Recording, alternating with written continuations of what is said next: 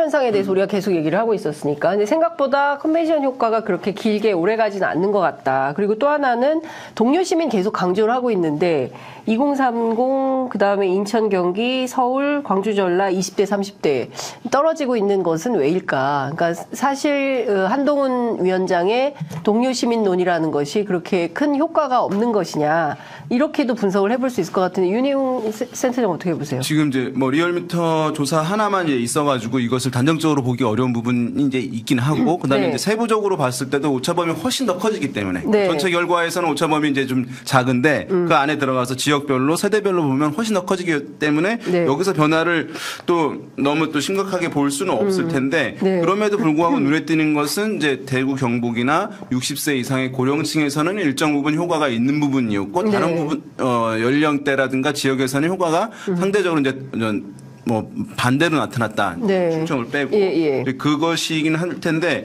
방금 이제 말씀하신 대로 한동훈 비대위원장 측에서의 이제 마음은 아마 이런 걸 것 같아요. 1차적으로 이제 지지층을 결집을 하고 네. 예, 왜냐하면 워낙 느슨해져 있었거든요. 보수층들이. 네. 예. 그래서 이 보수층들의 대통령의 국정운영 평가하는 데도 있어서 지난번 말씀드렸는지 모르겠는데 평상시 같으면 적으면 75%, 네. 많으면 80% 이상이 대통령 잘한다. 왜냐하면 우리 당 출신의 대통령이기 때문에라고 얘기를 하는 게 일반적이에요. 네. 그런데 최근에 조사들 보면은 한 60% 되거든요. 그러니까 보수층에서도 결집도가 떨어져 있는 거예요. 그렇구나. 네, 그러니까 네. 1차적으로는 보수층을 좀 결집해야 된다. 그것은 이제 기대감을 주고 야당과 네. 대립각을 세우면은 사실 그 효과는 나타나긴 하는데 그건 네. 나타난 거예요. 왜냐하면 TK에서 또는 60세 이상에서 올라가는 흐름들을 보여주니까. 네. 그래서 그 효과는 이제 있다라고 이제 얘기를 할 수가 있을 텐데 네. 동료 시민 이런 것들은 아마도 이제 보수층보다는 이제 어떤 힘든 일이 있으면 나서서 도와주는 좋은 시민들이니까 중도층, 아마 무당층 이런 것 이제 좀 타겟을 네. 두고 표현하는 것일 수 있고 네. 그쪽을 앞으로 어떻게 확장할 것이냐가 아마 이제 중요한 과제라고 판단을 당연히 할 수밖에 없어요. 이건 그렇죠. 문법이기 때문에 네. 이제 그렇긴 한데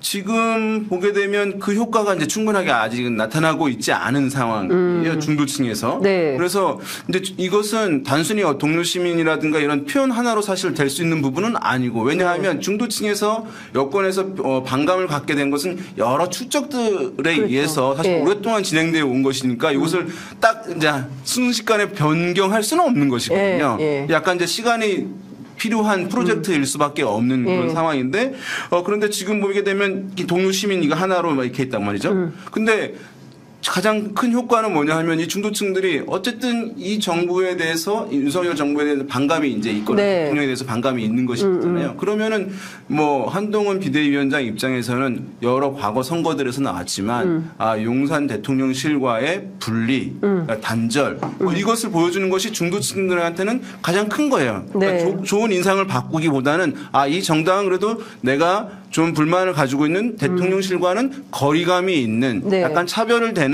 정치 세력이구나라고 하는 인식을 갖는 게 더 빠른 거거든요. 근데 그거를 이제 특검법에서 사실은 이게 스텝이 꼬인 거죠. 네. 그러면서 분리를 해 나가야 돼서 중도층들의 호응을 얻어야 되는 시기에 네. 특검법을 옹호하는 또 보호하는 흐름으로 가다 보니까 다시 이제 일체감이 강화된 것으로 비춰지는 것이니까 중도층으로의 확장 효과가 여기서 지금 이제 좀 막혀 있는 네. 현상인 것 같아요. 네. 이게 뭐냐면은 네.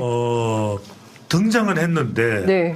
이른바 우리가 새로운 어떤 정책이나 네. 인물이 등장했을 네. 때 네. 이것이 애정으로까지 애정으로 연결돼야지 지지율이 되거든. 네. 3A 현상입니다. 3A. 3A. 네. 그러니까 쓰레기인 줄 알았어. 쓰레기. 왜 그래? 윤희웅. 우리 윤희웅 대표 잠시 방송계를 떠나 있어가지고 네. 지금 감을 못 감이 하고 떨어졌어. 감 좀 먹고 나와. 네. 근데 감을 좀 사다 놔야겠네. 먹을 게 없어 왜? 뭐야 도대체? 편의점인데. 편의점에면은 주전부리가 좀 있어야 될 있어줘야 거야. 되는데. 뭐 제작진이래? 준비하겠습니다. 예. 가리고 말이야. 가린다고 가려질 거 있어? 근데 뭐냐면 예. 귤이라도 갖다 드리세요. 3A가 뭐냐면 있어요. 3A가 뭐냐면 굴은 많이 먹어야 예, 배가 예. 찰 텐데. 예. 3A 첫 번째는 어텐션. 네. 주목은 받았어. 네. 그러니까 모비딕 그러니까 모비딕이 뭐지? 그러니까 영어로 된 뭐 이게 또 인용하고 그러니까 내가 이제 솔깃하잖아.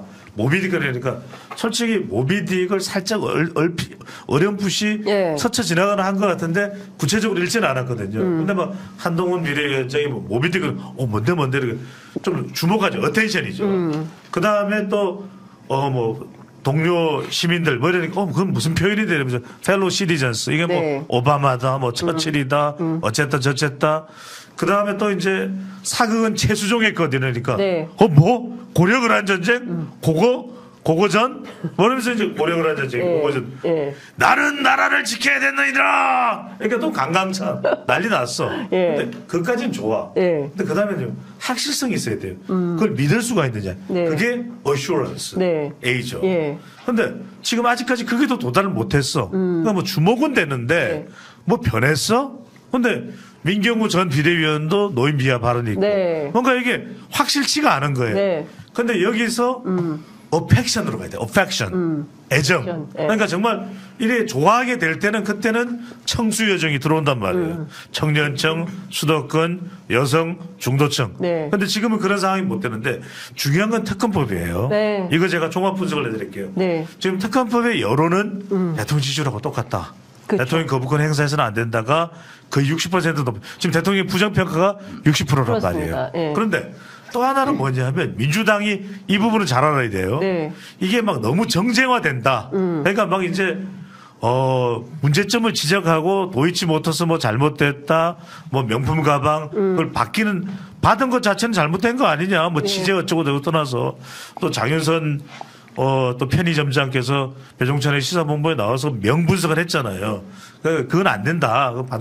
근데 그런 거에 대해서 너무 이게 또 정쟁화되는 건 원치를 않아, 또 여론이. 네. 그러니까 민주당이 너무 이걸 또 정치 쟁점화로 몰아가면 역풍이 불 수 있어요. 근데 마지막이 핵심이야.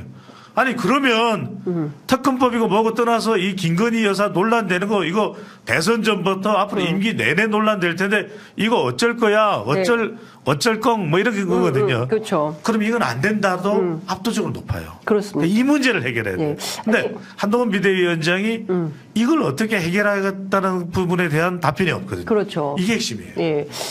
저도 그래서 이제 이상민 의원 통해서 뭐 여러 가지 확인을 좀 해봤는데 한동훈 위원장 직접 최근에 만났어요. 만났다고 그러더라고요. 그래서 만나서 저도 이제 무슨 얘기 했냐고 1시간 정도 만났는데 밥 먹을 시간도 없이 대화를 했다 그래서 특검법은 어떻게 한다는 게 한동훈 위원장 입장이냐라고 물었더니 그 부분은 확신이 없어요. 어시어런스가 없어서 이분이 뭐 이거에 대해서 내가 꼭 할 수 있는 제가 그걸 어떻게 얘기합니까? 뭐 이런 얘기를 비슷하게 했다는 건데 하여튼 관련해서는 이상민 의원 또 얘기가 있을 테니까 그건 저희가 뭐 나중에 모셔서 얘기를 들어보든지 하고요.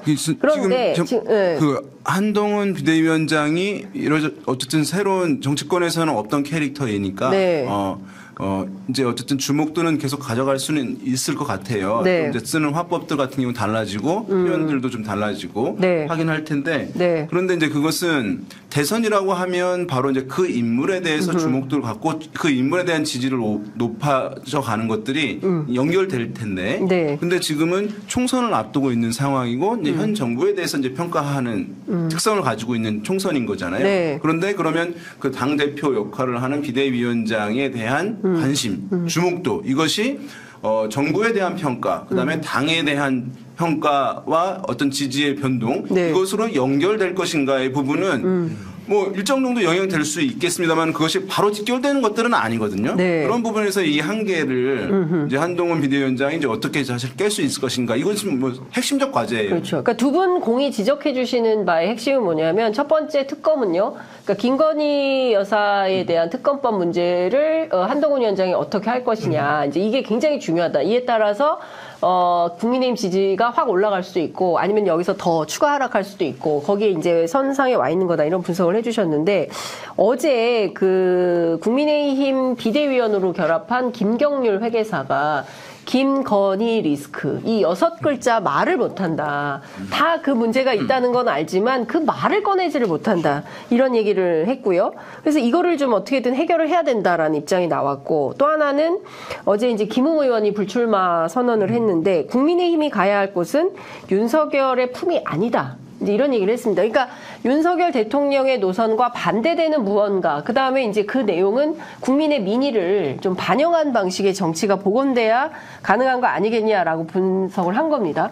이 두 분의 이런 흐름이 실제로 국민의힘을 바꿀 수 있을까요? 어떻게 전망하세요? 결국에는 한동훈 비대위원장에 달렸다고 봐야 되겠죠. 실제 얼마나 절박하냐. 그런데 네. 그걸 바꾸지 않고는 말 그대로 중도층 수도권 싸움이 어려워질 수밖에 없거든요. 네. 그러니까 핵심은 뭐냐면 예.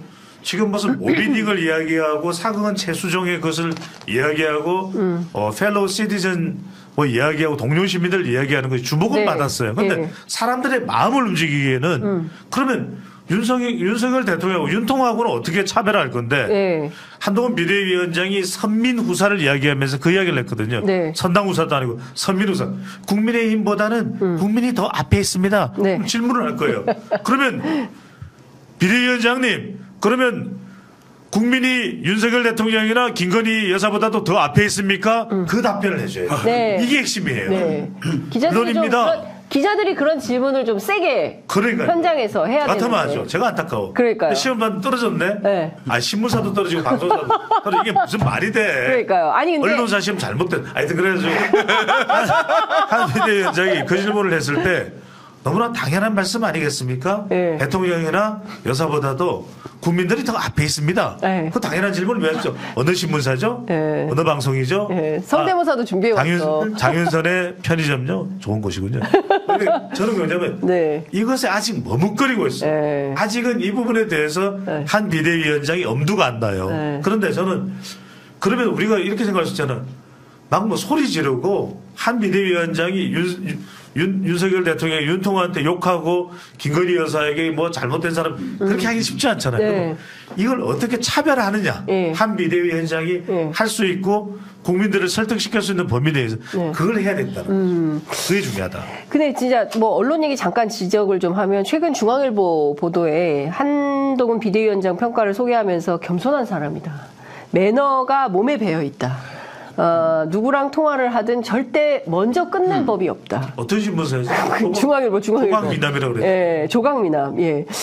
먼저 다가가 허리를 굽혀서 인사를 하는 정도다.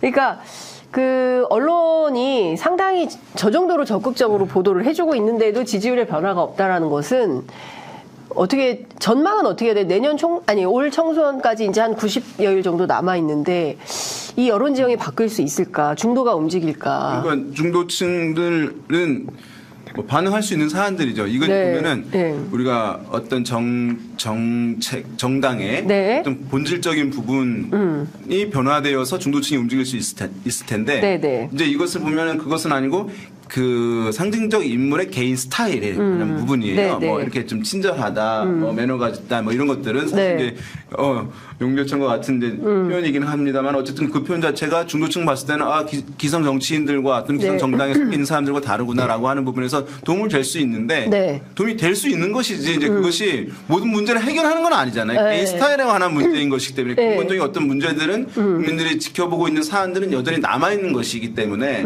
사실은 이 효과도 꾸준히 계속 가거나 확장될 수는 없는 부분이어서 네. 그건 우리가 이제 여론에는 기후가 있고 네. 날씨가 있는 거거든요. 날씨에 영향을 줄 수 있는 거 이런 것들. 네, 근데 이제 네. 기후에 영향을 줄 수는 없는 것이니까 그 부분에 고민들이 있을 수밖에 없는 그런 상황이어서 네. 좀 뭐 그렇죠. 지금 이제 한동훈 비대위원장이 그러면 용산과 관계를 어떻게 할 것인가가 이제 모아지고 있잖아요. 사실은 버스가 지나갔죠. 버스가 지나갔다. 왜냐하면 대통령 제2요구권 행사한 네. 상황이잖아요. 그렇죠. 그거 하려면 이제 사실 그 전에 있었어야 되는 거죠. 지금 네. 어떤 방법이 없어요. 맞아요. 이제는 이제 국회에서 특히 이제 야당에서 어떻게 할 것인가의 문제가 있는 것이지. 네.